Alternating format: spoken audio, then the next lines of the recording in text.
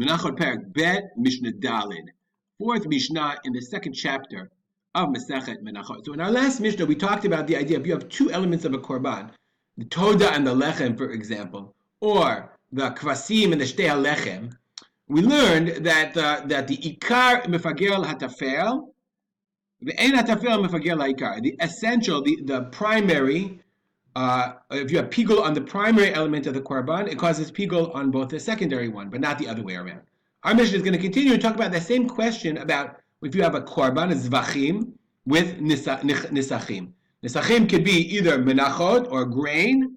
Some korbanot bring with them grain and wine, or oil and wine, or grain and wine, whatever. So therefore, the question is, what happens if I pigul on the korban? Meaning, when I slaughter the korban, when I offer the korban, I have machshavot pigul. I think about bringing it or eating it bichutz zmano, and therefore whoever eats that korban is chayav karet. So is that pigul? Does that affect the nesachim as well? It says the Mishnah, hazebach mepagel et nesachim mitche kadsho bakli.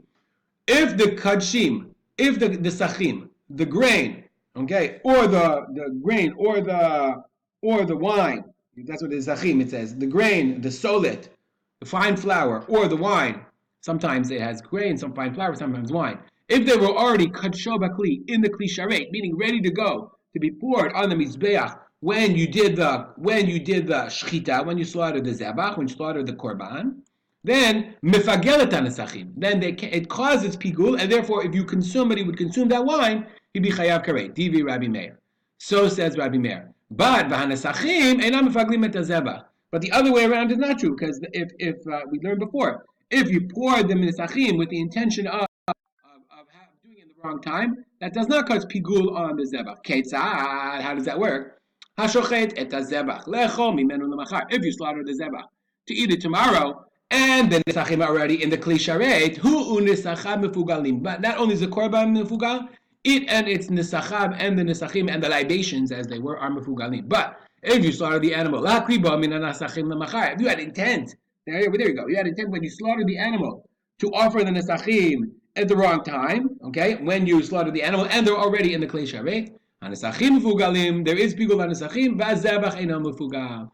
The korban is not mefugal. Says the Mishnah, that was Dibei Rabbi Meir. Bartanura says, but, okay, why? Rabbi Meir Savar. Rabbi Meir says, Nesachim mitpaglim, the Nesachim become pigul, lefisha adam ala zebach, hu shemachshir umatir otam lemizbeach.